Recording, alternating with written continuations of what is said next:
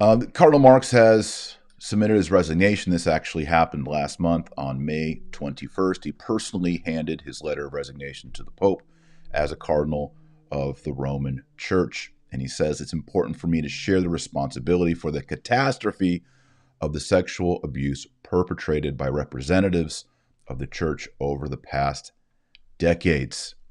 I'm going to share this quote on the screen so that you can see exactly, in his own words, why Cardinal Marx is resigning. It was an exclusively personal decision to hand in my resignation and ask for acceptance of the same. With my resignation, I would like to make clear that I am willing to personally bear responsibility not only for any mistakes I might have made, but for the Church as an institution which I have helped to shape and mold over the past decades, end quote. Let me just say something positive and good and affirming here. I do not respect at all Cardinal Marx's political positions and his moral positions and some of his doctrinal positions. But this quote right here, as I read this quote, what came into my mind was, I wish our American ex-Cardinal McCarrick had said something like this. Wouldn't that be nice? That he accepts responsibility, that he's willing to personally bear responsibility. Now, I like a little language of repentance maybe, but just bearing responsibility. We American Catholics have not heard that. We have not heard it from McCarrick. We have not heard it from the United States bishops, the USCCB. We are just hanging out here in limbo while people are sitting on their hands and hoping that the memory of McCarrick fades away. The American Catholic Church is still crippled and handicapped because no one has said anything close to what Cardinal Marx has said upon his submitting of resignation. Cardinal Marx says, this decision is not easy for me. I like being a priest and a bishop and hope that I can continue to work for the Church in the future. My service for this Church and the people does not end. However, to support a new beginning which is necessary, I would like to bear my share of the responsibility for past events.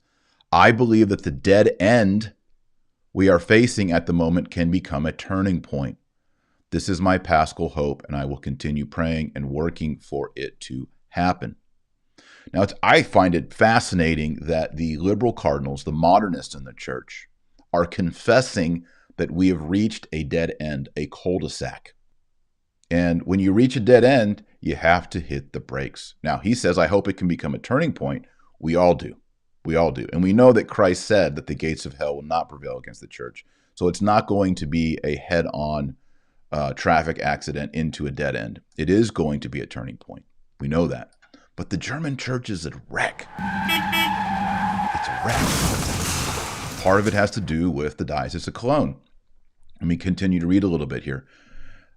There's a major crisis in the large German Archdiocese of Cologne, a crisis that is not only linked to the handling of abuse scandal, but also relates to the pastoral management of this archdiocese of 1.9 million Catholics under Cardinal Welki, who I talked about earlier.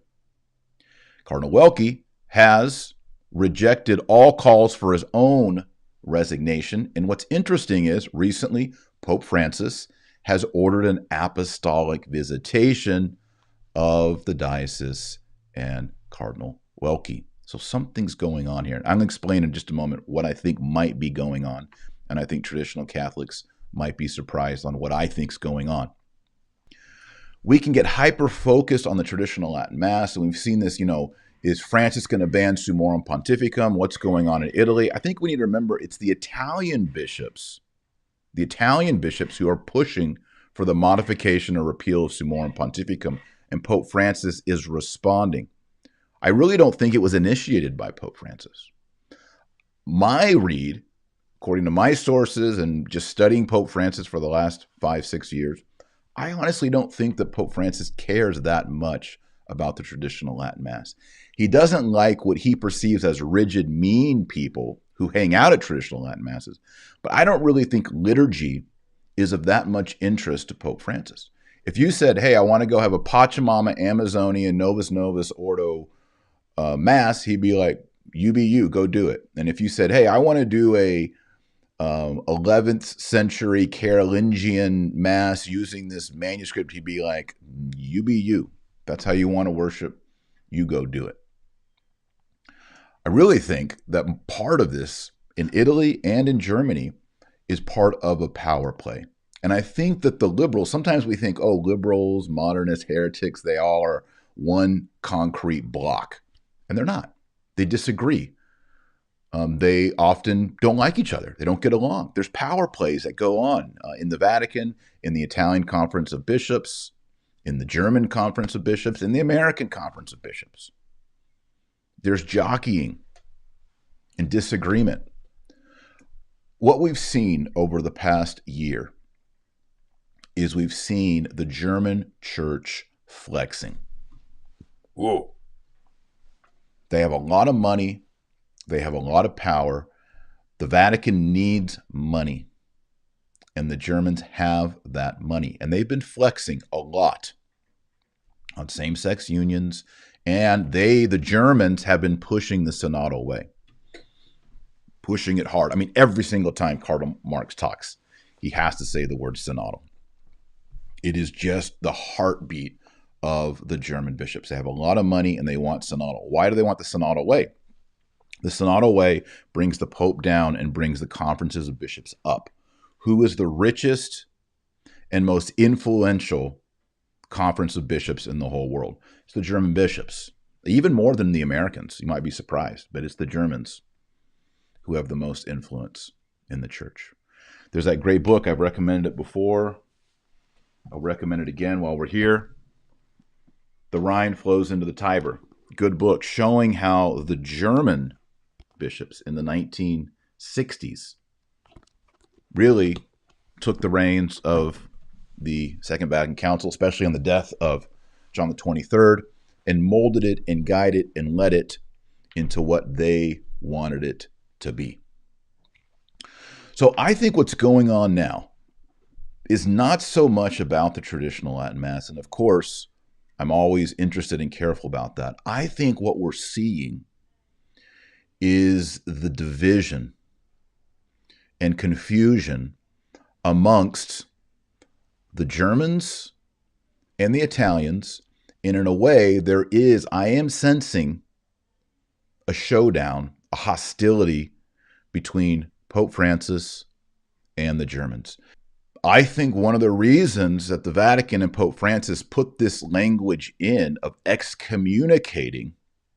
formally excommunicating anyone who attempts to ordain a woman or any woman ordained, was to cut off at the pass the Germans if they moved forward with women deacons. You'll remember not that long ago that the CDF put out a statement saying we cannot bless same-sex unions, we cannot bless sin. That was them saying, Germans, slow down, don't do it. And the Germans flexed and did it anyway. And my take on this is the Marshall perspective on this current scenario, is that then they panicked back in Rome and they said the Germans are going to keep flexing. They're going to keep flexing. And so then they went into canon law, revising Book 6, canon law, so that they would be latae sententiae, automatically excommunicated if they tried to flex one more time. That's what I think is going on. In Italy, I think it's a little bit more petty. I think the Italian bishops feel their atrophy. They feel that they're dying. They're jealous of the traditional Latin Mass movements that are growing. And also remember, the traditional Latin Mass does have some representation, especially in Rome, with the Fraternity of St. Peter and all the groups going into Rome, pilgrims and whatnot. Mixed into all of this, of course, is sex abuse. And if you turn over almost any stone in any diocese, you're going to find some kind of problem. Actual abuse, or just go up 1 or 2 levels and you'll find some kind of mishandling or cover-up of abuse.